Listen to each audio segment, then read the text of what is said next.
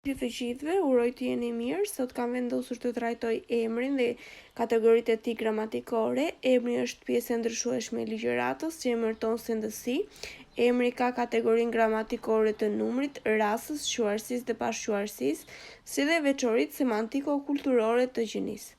Kuptimin e mirëfillt të sendësisë e kanë emrat e sendeve si libër, tavolinë, lizë, kure e të tjerë, dhe të frymorëve si djalë, grua, njeri e të tjerë.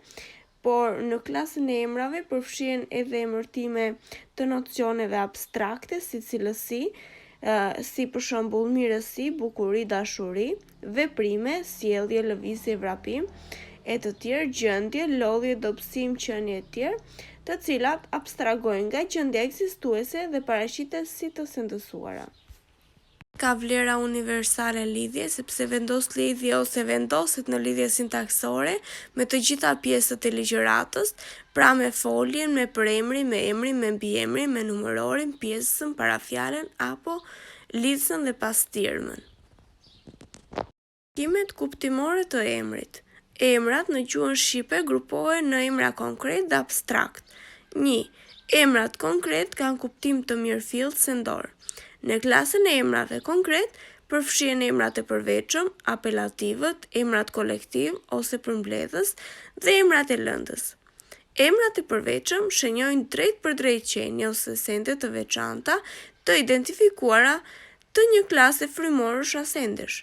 Në emrat e përveçëm përfshihen emra personash si Petrit, Skënder, Ilir e të tjerë, por edhe emra të veçantë sendesh si Danub, Dajt, Shkumbin e të tjerë. Aktivët shenjojnë një ose shumë sende frymor të së njëjtës klasë. Në këtë grupim përfshihen emra frymorësh e jo frymorësh, si djalë, burr, grua, qen, zogë e të tjerë. Emrat kolektiv apo përmbledhës shenjojnë një shumësi të pandashme, kryesisht vetash, në formën e njëjësit si rinia, djalë, bota, njerëzia e të tjerë. Emrat e lëndës shenjojnë materje lëndore, si metal, ujë, vaj, djaf e të tjerë. Emrat abstrakt nuk kanë kuptim sendor, ata shenjojnë nocione abstrakte.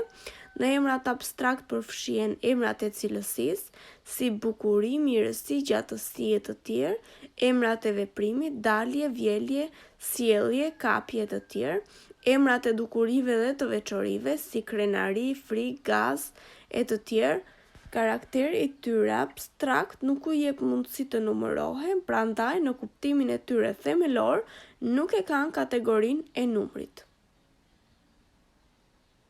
Kuptimi i emrave. Kemi emra të përveçëm, emra të përgjithshëm.